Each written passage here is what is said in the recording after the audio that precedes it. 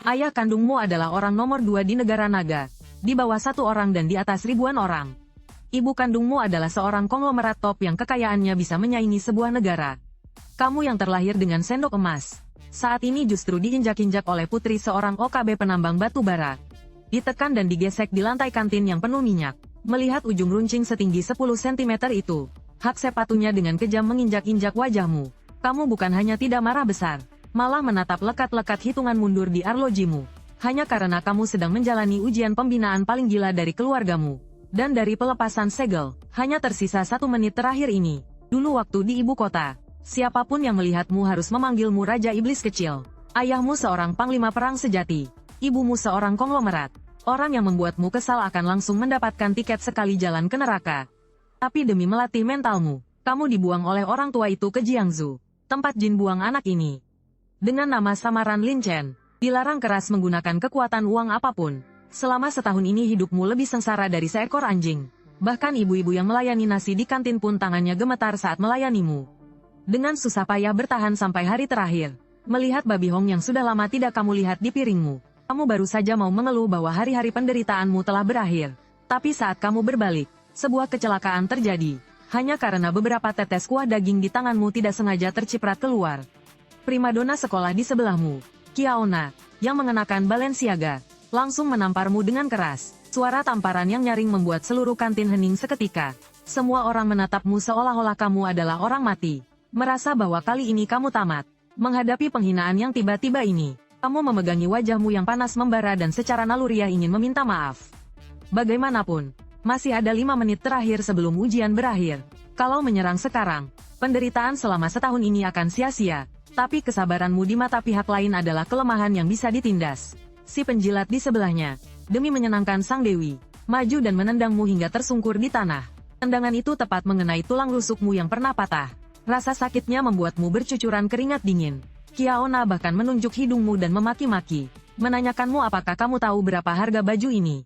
Memakimu sebagai gembel yang memakai barang murahan. Mendengar ini, kamu hampir tidak bisa menahan tawa. Celana dalam yang terlihat biasa di tubuhmu ini saja harganya 100.000. Setara dengan pengeluaran seluruh keluarganya selama setahun. Tapi sekelompok katak dalam tempurung ini mana tahu barang. Kamu menahan rasa sakit yang hebat tanpa melawan. Dalam hati diam-diam menghitung mundur waktu. Asalkan bertahan beberapa menit lagi. Badut-badut ini tidak akan ada yang bisa lari.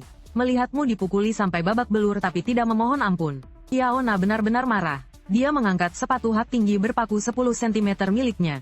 Langsung menginjak wajahmu. Ujung hak sepatu yang tajam menginjak-injak harga dirimu. Dia menatapmu dari atas. Perasaan mengendalikan hidup dan mati membuat wajahnya. Dia menyuruhmu untuk segera berlutut dan bersujud sekarang. Kalau tidak dia akan membuatmu lenyap dari Jiangsu. Para penonton di sekitar sedang menunggumu menyerah. Bahkan ada yang mengeluarkan ponselnya untuk bersiap. Rekam adegan memalukan ini. Saat ini wajahmu diinjak di lantai yang dingin. Bau tanah bercampur darah masuk ke lubang hidung. Tapi sudut bibirmu justru sedikit terangkat. Karena kamu tahu dengan jelas. Dibandingkan dengan baja ulir kakek di rumah. Rasa sakit ini sama sekali bukan apa-apa. Kiaona masih terus berteriak tanpa henti. Menyuruhmu merangkak keluar seperti anjing. Waktu berlalu detik demi detik. Udara di kantin seolah membeku. Tepat saat Kiaona mengira kamu sudah benar-benar menyerah. Dan bersiap menikmati buah kemenangannya. Tiba-tiba terdengar suara sintesis elektronik yang aneh.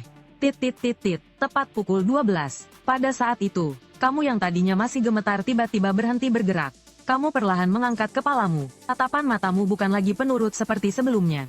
Melainkan tergantikan oleh dingin dan niat membunuh yang tak terbatas. Latihan telah berakhir. Waktunya berburu. Menghadapi Kiaona yang sombong kamu sama sekali tidak ingin membuang kata-kata. Tatapannya menajam. Tiba-tiba mencengkeram pergelangan kakinya. Menariknya dengan kasar. Kiaona seketika dipaksa di depan mata semua orang. Melakukan split yang standar. Kaki jenjangnya yang berstoking hitam ketat langsung ditarik lurus. Suara robekan ligamen terdengar oleh semua. Semua pria di sana merasa ngilu. Kiaona kesakitan sampai wajahnya meringis. Jeritannya lebih melengking daripada babi yang disembelih. Kamu malah menatapnya dingin dari atas. Sudah tidak tahan. Sebelum orang-orang di sekitarnya menutup mulut mereka yang ternganga. Dua penjilat Kiaona malah mengayunkan tinju sebesar karung pasir ke arahmu. Mereka ingin mengalahkanmu untuk diserahkan ke keluarga Kiao sebagai bukti kesetiaan. Tatapanmu menjadi dingin. Lelucon apa ini? Kamu berlatih dengan pasukan khusus anti-teror sejak kecil. Dua orang ini di matamu hanyalah gerakan lambat. Kamu mundur sedikit. Sebuah tendangan memutar 360 derajat yang indah. Langsung menendang ketua klub tinju itu sampai tulang wajahnya patah. Seluruh tubuhnya seperti layangan putus menabrak meja makan dan pingsan di tempat. Yang satunya lagi masih ingin menyerang diam-diam. Kamu balas dengan jab yang akurat menghantam wajahnya. Membuatnya mimisan hebat dan tersungkur tak bisa bangun. Hanya dalam beberapa detik dua jagoan terkuat dihabisi olehmu seperti membunuh ayam. Kiaona ketakutan sampai pucat pasi. Kamu maju dan melancarkan tendangan cambuk. Langsung menendang nona besar dunia hitam ini. Hingga berguling 3 kali di lantai. Seluruh tempat hening seketika. Semua orang menganggapmu orang gila. Beraninya menyentuh orang keluarga Kiao di Jiangsu. Tapi kamu tetap tenang seolah baru saja menepuk 2 lalat. Saat ini ponselmu berdering. Panggilan itu dari ayahmu yang berada jauh di Kyoto. Ternyata ada 3.000 mata-mata tersembunyi di sekitarmu. Tapi sekelompok sampah ini jelas terlambat melindungimu. Mendengar ayahmu bertanya kapan kamu akan kembali ke ibu kota. Kamu melihat kekacauan di lantai. Kamu iseng mengambil foto selfie wajahmu yang penuh debu dan mengirimkannya. Sekaligus memotret 3 orang yang setengah mati di lantai. Orang-orang sial itu juga masuk ke dalam bingkai foto. Begitu foto ini terkirim, ayahmu yang jauh di Kyoto hampir terkencing karena kaget.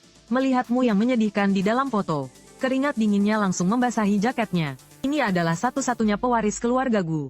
Kalau sampai terjadi sesuatu di tangannya, Tuan Besar bisa mengulitinya hidup-hidup.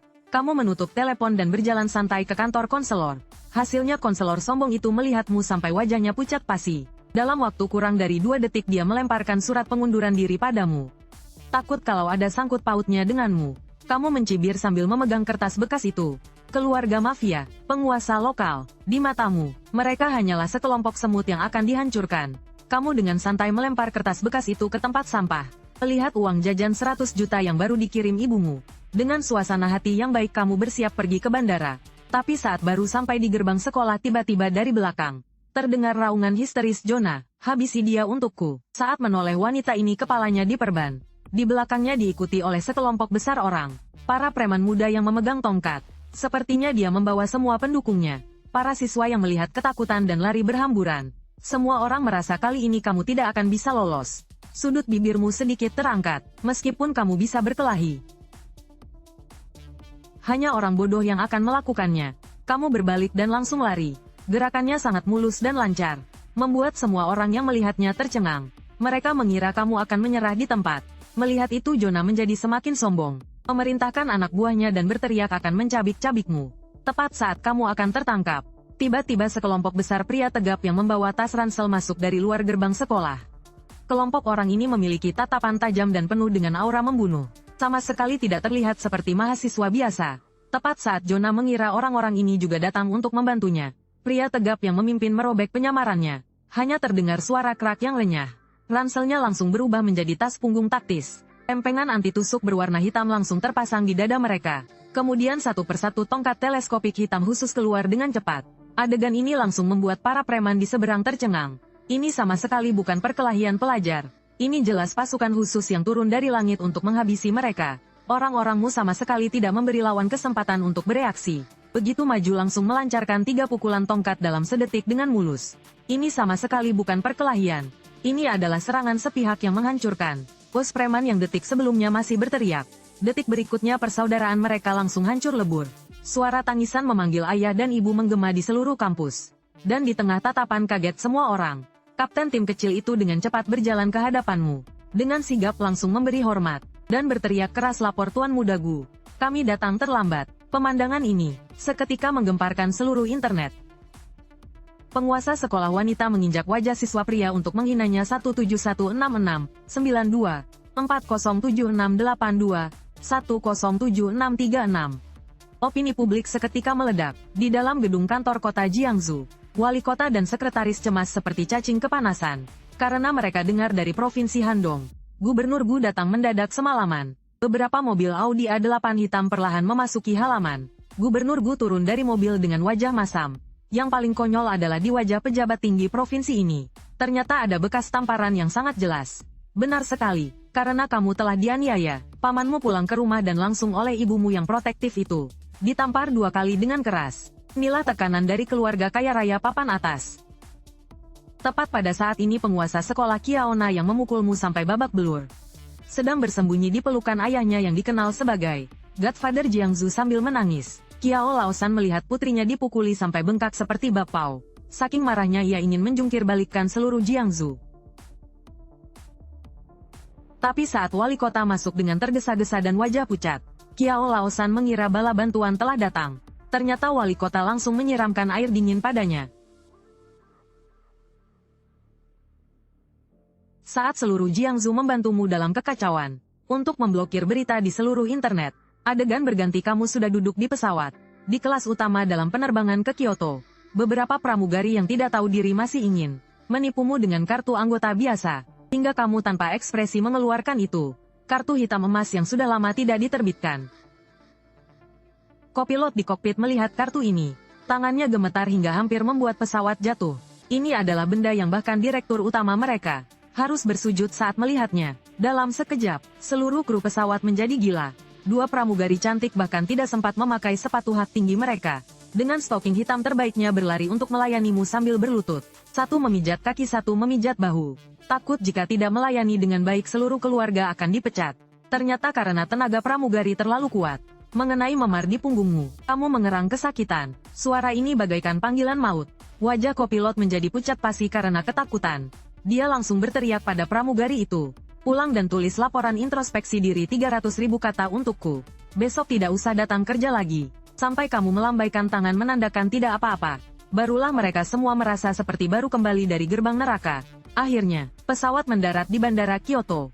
Saat pintu kabin terbuka, di tengah kabut pagi, aroma yang disebut kekuasaan langsung terasa. Kamu memasukkan satu tangan ke saku. Perlahan berjalan keluar. Inilah wilayah kekuasaanmu yang sebenarnya. Lihatlah landasan pacu bandara yang sudah dipenuhi. Jajaran rapi mobil Audi A8 hitam. Nomor plat seperti 99999 bahkan lebih mengintimidasi. Isinya kalau bukan 5 angka 8 ya 5 angka 9. Bahkan beberapa mobil di bagian paling tengah masih terpasang bendera merah yang mencolok. Puluhan pengawal berbaju hitam berdiri tegap seperti tombak. Membungkuk memberimu hormat. Langsung melaju di landasan pacu bandara. Sebuah Ferrari SF90 melakukan drift dan berhenti tepat di depanmu. Yang menjemputmu adalah teman masa kecilmu Wang Hao. Sekretaris paman keduamu juga datang untuk mencari muka. Ingin menjemputmu pulang, tapi kamu tahu betul saat diasingkan saat itu. Paman keduamu pasti sering merencanakan untuk menusuk dari belakang. Kamu menyeringai dan menyuruhnya enyah dan menyampaikan pesan. Katakan saja kota Jiangsu adalah kota yang sangat bagus. Kamu juga memperingatkannya, jika kamu melihat putri paman kedua di Kyoto lagi, kamu pasti akan memukulnya setiap kali bertemu. Lalu dengan satu injakan pedal gas, Ferrari itu melesat pergi, hanya menyisakan sekretaris yang pucat pasi ketakutan di tempat. Karena dia tahu, Raja Iblis sepertimu tidak pernah bercanda. Dulu kamu pernah berpura-pura mengajak sepupu perempuanmu jalan-jalan. Ternyata kamu adalah iblis yang meninggalkannya sendirian di Antartika. 40 menit kemudian, kamu tiba di klub pribadi di area paling makmur di Kyoto. Ini adalah tempat yang ibumu bangun dengan 72 miliar. Pusat sosial yang khusus diciptakan untuk lingkaran elit papan atas sepertimu. Sama sekali bukan tempat foya-foya yang tidak jelas. Di depan pintu terparkir penuh berbagai mobil mewah seperti Rolls-Royce dan Bentley. Kamu baru saja akan masuk. Dua resepsionis baru berseragam stocking hitam malah menghentikanmu. Sambil tersenyum bertanya apakah kamu punya reservasi. Mereka melihat setelan jas kustom papan atasmu yang berharga jutaan. Langsung menganggapmu sebagai tuan muda yang sangat sederhana. Saat itu juga Wang Hao berlari dengan panik. Dan berseru Kaktian. Kedua gadis itu langsung lemas lututnya. Hampir berlutut di tempat. Ternyata orang di depannya ini adalah pemilik sejati klub yang legendaris itu. Yaitu kamu sang pangeran Kyoto. Kamu bukan hanya tidak marah, malah merasa sikap mereka cukup baik. Langsung menunjukkan kelasmu. Dengan santai memberi masing-masing bonus 50.000. Gadis-gadis itu sangat gembira dan terus membungkuk berterima kasih. Kamu memasukkan kedua tangan ke saku. Berjalan santai ke dalam lobi. Hasilnya begitu masuk pintu, kamu benar-benar tercengang. Tempat sosial lingkaran elit yang semula privat dan mewah. Ternyata diubah total oleh Wang Hao menjadi klub malam mewah yang gemerlap dengan dentuman bass yang menggelegar. Lantai dansa penuh dengan pria tampan dan wanita cantik yang berdisko dengan liar. Wang Hao ketakutan dan segera memohon ampun. Menjelaskan bahwa setelah kamu pergi, tidak ada seorang pun di lingkaran ini yang berani bertindak. Bisnis klub malam menjadi suram. Dia hanya bisa menurunkan standarnya. Mengizinkan bos batubara dan orang kaya baru masuk untuk bermain. Sekarang omset harian dengan mudah menembus 50 juta. Tepat pada saat ini seorang wanita mengenakan rok ketat. Dengan kaki jenjang berstoking hitam. Seorang wanita cantik luar biasa berjalan dengan anggun. Setelah mengenalimu, dia menjerit, langsung melompat ke pelukanmu sambil menangis terseduh-seduh. Terus memanggil Tuan Muda Gu. Dia adalah manajer Su yang bertanggung jawab atas resepsi kelas atas. Semua anak bos batubara di sana tercengang. Dewi yang biasanya angkuh dan dingin yang tak bisa disentuh tak peduli berapa banyak uang yang dikeluarkan. Sekarang malah melemparkan diri ke pelukan seorang pria di depan umum. Sesampainya di kantor, manajer Su mengeluh habis-habisan padamu. Mengatakan Wang Hao memaksanya memakai stoking hitam dan sepatu hak tinggi untuk menambah daya tarik. Jika tidak memakainya gajinya akan dipotong. Gaji pokoknya 70.000 sebulan. Bisa dipotong lebih dari 20.000. Kamu merasa geli dengan sikap realistisnya. Benar-benar menunjukkan kekuatan uang. Langsung membuka laci dan melemparkan setumpuk uang kertas. Saat itu juga menaikkan gaji pokoknya menjadi 100.000. Ditambah komisi layanan eksklusif. Manajer Su sangat gembira hingga memelukmu erat lagi dengan tubuhnya yang menawan. Bersumpah akan mengabdi padamu seumur hidup. Tepat di saat yang intim ini, tiba-tiba seorang pelayan berlari masuk dari luar pintu dengan ekspresi panik. Berteriak bahwa di luar ada orang yang membuat onar dan memaksa manajer Su menemaninya minum. Tatapan matamu menjadi dingin. Kamu dengan santai mengambil pistol bereta perak hitam dari laci. Berjalan menuju aula dengan senyum dingin. Saat ini di area sofa untuk tamu biasa. Seorang pria gemuk buncit dengan rambut dicat kuning. Dengan arogannya memecahkan 2 botol es of spades di lantai. Berteriak bahwa dia sudah menghabiskan lebih dari 1 juta. Hari ini dia bersikeras ingin manajer keluar untuk menemaninya minum. Kalau tidak, dia akan menghancurkan tempat ini. Tepat ketika semua orang mengira badut ini akan membuat kekacauan besar. Manajer Su berjalan dengan anggun menuruni tangga dengan sepatu hak tingginya. Dan ketika semua orang melihatmu dengan jelas berjalan di belakang manajer Su, seluruh tempat langsung menjadi hening seketika. Kemudian, para anak orang kaya terkejut dan langsung berdiri. Wajah mereka pucat pasi, berteriak kaget dengan tubuh gemetar. Itu dia, Tuan Muda telah kembali, di dalam kelab mewah Tiangxi milikmu. Suasana menjadi hening seketika, semua pria tampan dan wanita cantik tidak berani bernapas. DJ dan penata lampu membeku seolah tombol jeda ditekan. Tapi ada seorang pria gemuk berambut pirang yang cari mati. Dia menatap manajer Su di bawahmu yang bibir merahnya sedikit terangkat. Postur tubuh manajer Su yang memesona membuatnya menelan ludah. Si cantik jelita ini adalah orang yang khusus kamu datangkan. Seorang elit profesional papan atas dari negara Dai. Hanya dengan satu gerakan genit yang menggoda, sudah membuat si gemuk ini tergila-gila. Seperti hewan birahi yang hampir sesak napas. Dia gemetaran sambil mengeluarkan dompetnya. Berteriak dengan arogan harus mendaftar keanggotaan paling top. Hari ini si cantik jelita ini harus menemaninya minum. Si gemuk itu memegang kartu banknya, lalu menggebraknya dengan keras ke mesin EDC. Wajahnya seolah berkata, aku ini anak sultan. Dengan keangkuhan karena hanya mengandalkan kekuatan uang. Tapi di detik berikutnya, mesin itu mengumumkan tanpa ampun. Saldo tidak cukup. Bilik-bilik di sekitarnya langsung meledak. Dengan gelak tawa yang seolah meruntuhkan atap. Lelucon macam apa ini? Ini adalah kelab Tiangxi milikmu. Mau pamer di sini hanya dengan modal ratusan ribu. Keanggotaan perunggu paling rendah saja mulai dari 10 juta. Apalagi keanggotaan emas hitam tertinggi memerlukan verifikasi dana sebesar 100 juta. Uang jajan si gemuk yang hanya 4 juta lebih di kartunya. Di sini benar-benar seperti badut sejati. Mendengar ejekan yang menusuk dari sekitar. Ditambah tatapan mengejek dari manajer Su. Si gemuk itu benar-benar naik pitam. Wajahnya memerah karena amarah yang tak terkendali. Memaki kalian sebagai toko penipu yang merampok uang. Bahkan seperti babi hutan yang mengamuk. Berteriak histeris akan menghancurkan tokomu saat itu juga. Menghadapi sampah yang cari mati seperti ini. Kamu bahkan tidak mengangkat kelopak matamu sedikit pun. Mumpung dia masih mau berubah wujud. Kamu melangkah maju. Dengan sigap kau mencabut bereta kebenaran hitam dari pinggangmu. Laras pistol yang dingin itu tiba-tiba dimasukkan ke dalam mulutnya yang terbuka lebar. Memaksa raungannya tertahan kembali. Semua tamu di sana tertegun ketakutan. Otak mereka seakan berhenti bekerja. Kamu mengangkat kebenaran dengan satu tangan. Tangan satunya lagi mencengkeram keras si gendut dan mengguncangnya dengan gila. Tadi bukannya sombong sekali. Bukannya mau menghancurkan tempatku. Ayo terus berteriak sana. Merasakan kerasnya logam mematikan di mulutnya. Si gendut ketakutan sampai air matanya mengalir deras. Jiwanya benar-benar melayang. Hanya bisa mengeluarkan rengekan putus asa sambil menggelengkan kepala dengan gila. Tapi dia sudah memancingmu. Sekarang sudah terlambat untuk memohon ampun. Kau melirik dengan tatapan dingin. Musik heavy metal di seluruh tempat langsung meledak memekakkan telinga. Lampu warna-warni tiba-tiba padam. Di bawah perlindungan suara bass yang menggetarkan jantung. Dalam kegelapan tiba-tiba menyembur seberkas cahaya api yang menyilaukan. Saat lampu menyala kembali, kau dengan santai menerima handuk kelas atas yang diberikan oleh pelayan. Dengan anggun menyeka noda darah di wajahmu. Adapun si gendut pirang itu. Anak muda memang enak ya. Langsung tertidur pulas. Kau dengan santai melemparkan kebenaran ke samping. Kepada manajer Su yang matanya penuh dengan kekaguman gila. Dengan nada santai kau memerintahkan. Seret orang ini pergi. Sediakan tungku pembakaran paling mewah untuknya. Kembali ke kantor yang mewah. Saudara baikmu Wang Hao datang membawa tablet. Latar belakang si gendut sudah diselidiki sampai tuntas. Ternyata keluarga anak ini menjalankan tambang batu bara ilegal di Hanxi. Sebelumnya terjadi kecelakaan tragis. Mereka dengan tidak berperasaan, hanya memberi kompensasi 10.000 yuan kepada korban. Mendengar tindakan menjijikkan seperti ini, sudut bibirmu membentuk senyum dingin yang kejam dan sinis. Uang haram berlumuran darah seperti ini apa pantas dibelanjakan? Kau langsung mengeluarkan perintah mati. Cari beberapa jagoan yang gerakannya lincah. Pergi ke sana malam ini juga dan ledakkan semua tambang di bawah untukku. Tepat pada saat ini, ponsel di sakumu tiba-tiba bergetar kencang. Sebuah nomor tadi kenal dari Jiangsu Handong menelepon masuk. Kamu kira itu orang dekat? Baru saja kamu geser untuk menjawab. Seketika terdengar suara keras dari speaker telepon. Raungan histeris seorang wanita galak. Dia mengancam bahkan jika harus mengejarmu sampai ke ujung dunia. Dia juga akan membacokmu. Demi mendapatkan nomormu. Dia tidak hanya memukuli seorang gadis tak berdosa bernama Shen Yao. Sampai babak belur. Bahkan langsung meratakan rumahnya dengan bulldozer. Ini benar-benar gila di luar batas. Sombongnya nggak ada obat. Kamu pun menyalakan loudspeaker. Wanita gila di seberang sana memperkenalkan dirinya.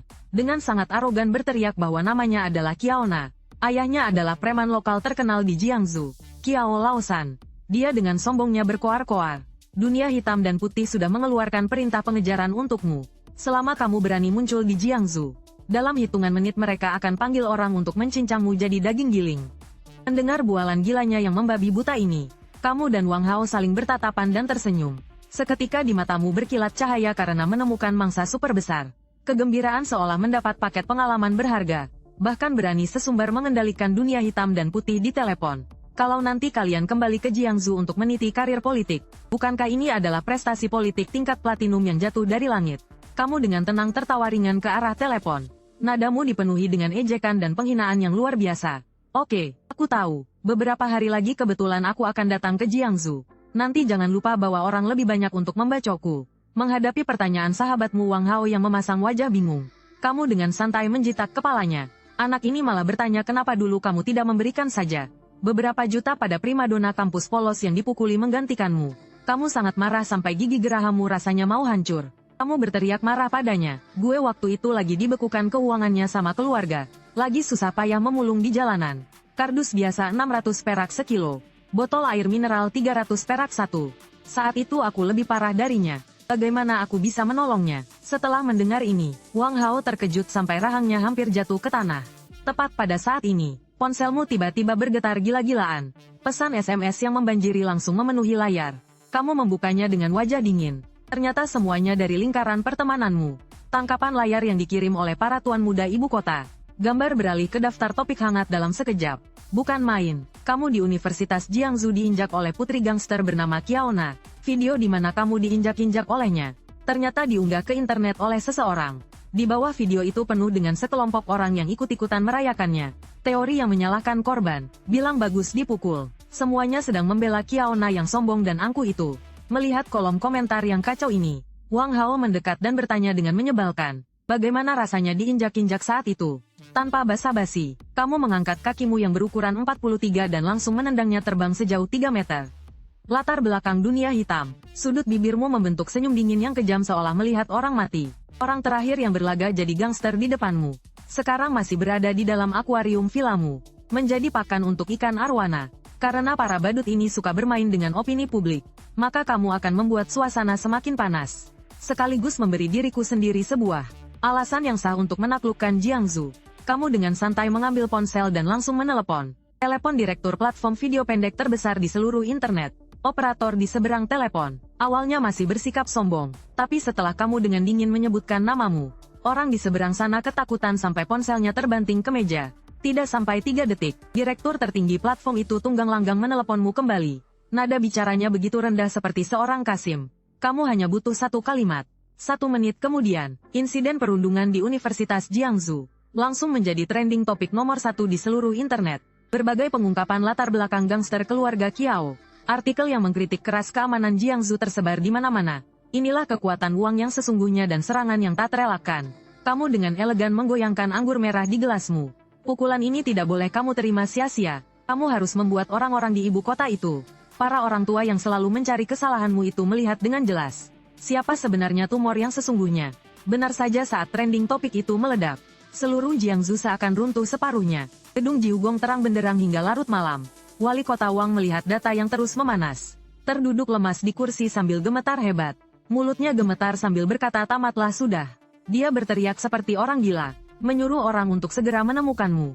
Bahkan jika harus berlutut memohon padamu. Harus membuatmu membuat video klarifikasi bahwa itu hanyalah drama. Sementara di sisi lain, tuan tanah dari keluarga Kiao Laosan.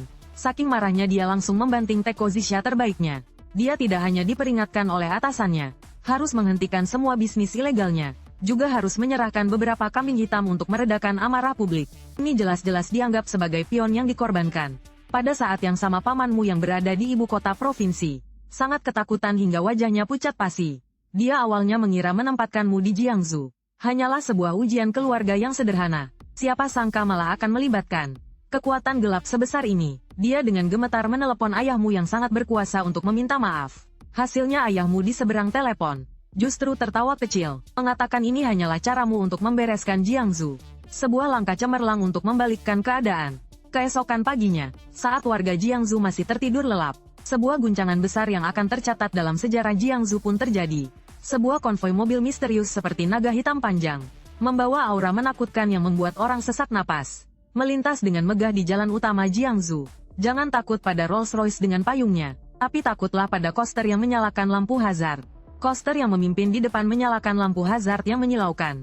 Tepat di belakangnya adalah barisan seragam. Mercedes G-Wagon hitam dan Land Rover Defender dengan plat nomor istimewa Jing A. Di dalam mobil kamu bersandar santai di kursi kulit asli kelas atas. Pengawal wanita dari pasukan khusus elit berseragam hitam dengan hormat. Melaporkan kemajuan pengamanan area kepadamu. Kamu menatap keluar jendela pada kota yang akan segera berubah ini. Tatapan matamu begitu dingin. Dan pada saat ini, para pejabat Jiangsu di pinggir jalan yang masih mencoba mencari tahu asal-usul konvoi itu. Begitu melihat dengan jelas pemandangan di dalam mobil. Mereka ketakutan setengah mati. Ponsel mereka langsung jatuh ke tanah. Karena mereka menemukan dengan ngeri. Di dalam mobil-mobil SUV anti peluru kelas berat itu. Yang duduk di dalamnya sama sekali bukan pejabat. Melainkan sekelompok pasukan bersenjata lengkap. Mengenakan helm taktis hitam.